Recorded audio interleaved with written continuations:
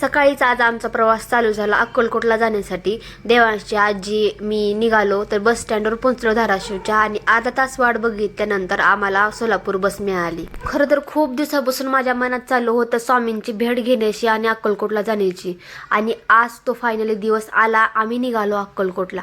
देवांश तर त्याचा प्रवास एन्जॉय करत होता, पण ही शांतता फक्त वादळ येण्यापूर्वी तिची असावी, कारण तो एका ठिकाणी बसून राहणं शक्य नव्हतं.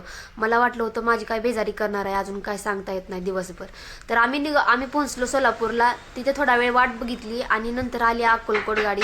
अक्कलकोट गाडीमध्ये बसलोत आणि नंतर ह्या गर्दीमध्ये बघून बाप रे, असं वाटत होतं एवढे लोक कसे कुठं जात असतील. पण हे लोक अक्कलकोटच्या स्टँडवर उतरणार नव्हते, तर मंदिरात थेट उतरणार होते. आणि फायनली आम्ही स्वामीनगरीमध्ये पोहोचलो. काय ते वातावरण होतं आणि काय ती शांतता. आम्ही नारळ, अगरबत्ती, फुलं घेतली आणि आम्ही स्वामींच्या वटवृक्षांकडे गेलो. तर स्वामींचे दर्शन घ्यायला गेलो तर एवढी गर्दी होती. ह्या वटवृक्षाखाली स्वामींनी समाधी घेतली होती असे म्हणतात. आणि या गर्दीमध्ये एवढे लोक आली होती ना. श्रावण महिन्यातील शेवटचा गुरुवार असल्यामुळं खूप गर्दी होती. सगळ्यांच्या तोंडात नामस्मरण चालू होतं. स्वामींचं दर्शन घेतलं. स्वामींपुढे माझ्या मनातील प्रश्न मांडले. त्यांच्यापुढे माझ्याकडून कळत नकळत झालेल्या चुकांची माफी मागितली आणि माझ्या प्रॉब्लेम्स त्यांच्यापुढे मांडून मी निश्चित होऊन मी निघाले पालखीच्या दर्शन घेण्यासाठी.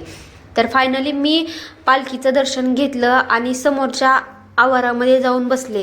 तर इथं खूप लोक स्वामींचं नामस्मरण करत होते. स्वामी चरित्राचं पारायण चालू होतं आणि या स्क्रीन समोर पालखी ह्या स्वामींच्या स्क्रीन समोर लोक फोटो वगैरे काढत होते. सगळं एका ब्लॉगमध्ये सांगणं शक्य नाही. स्वामी नगरीमध्ये कसा गेला हे नेक्स्ट ब्लॉग